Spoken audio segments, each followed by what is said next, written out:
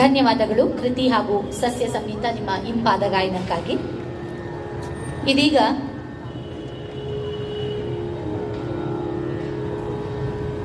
ಇದೀಗ ಕುಮಾರಿ ಶ್ರೇಯಾ ಹೆಗಡೆ ಇವರಿಂದ ಗಾಯನ.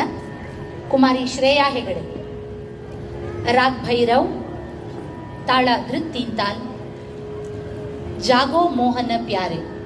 ವೇದಿಕೆಯ ಮೇಲೆ ಇದೀಗ ಕುಮಾರಿ ಶ್ರೇಯಾ ಹೆಗಡೆ.